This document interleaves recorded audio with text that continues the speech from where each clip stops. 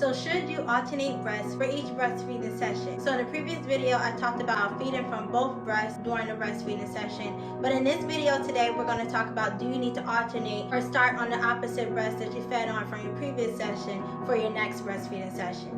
And the answer to this question is, it depends. So as with a lot of things concerning breastfeeding, it depends on you and your baby's eating habits. So for me, I typically do alternate if it's been a while since my baby fed last. So if my baby ended on the left breast and it's been about 2 or 3 hours, then I will start the feeding on the right breast. However, if baby is cluster feeding or if baby is going shorter intervals in between that breastfeeding time, so say your baby ate maybe just an hour or so ago or even less than that, then I typically start my breastfeeding sessions off on the same breast that we ended on. And the reason that I do that is because I know that the forward milk, or the milk that comes down first for baby, is more watery and it doesn't contain as much fat. So that means that the baby didn't get that fatty, really good, rich, whole milk at that session because they only ate a little bit, and I know that my breast is still full from that session, from the previous session. So I will start off the next session on the same breast just so that the baby can empty that breast, and then if baby is still hungry,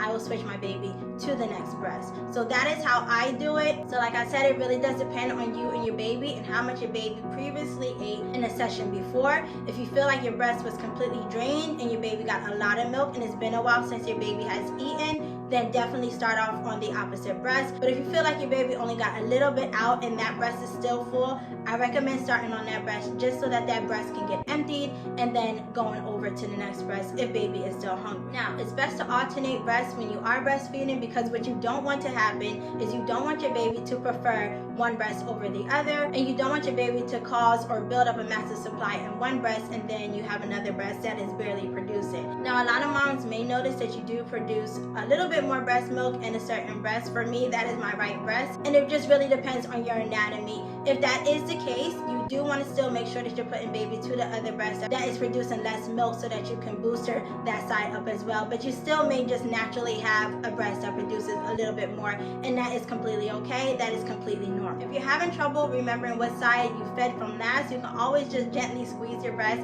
That usually helps me. I know some moms like to use a hair tie trick, so once you're done feeding on that breast, you put a hair tie on that wrist, and that lets you know what breast you fed from last. I think that's a really good tip and trick to have. Or if you have an app like a baby center app or something that's baby focused, they usually do have ways that you can log your breastfeeding sessions, and then you can put in how long you fed from what breast. Now, if you are a pumping mama, if you are pumping and you're giving your baby breast milk through a bottle, you want to make sure that when you do pump, that you're pumping from the same amount of time from both breasts. So if you have a dual pump or a double-headed pump, of course you can pump both breasts at the same time, and then your duration of pumping time will be the same for both. But if you're using maybe a manual pump, or if you're pumping only one breast at a time, just try to make sure that you're pumping the same amount of time for each breast so that neither breast is producing more than the other, or you're creating an oversupply in one breast and then not enough supply in the other breast. So I hope that you found this video helpful. Again, I am here to support you on your breastfeeding journey. I'm a doula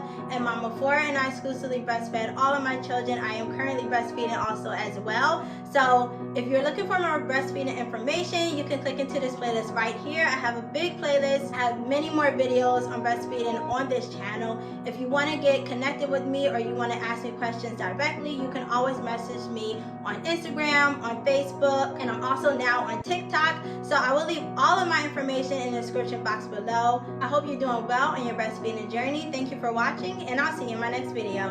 Bye!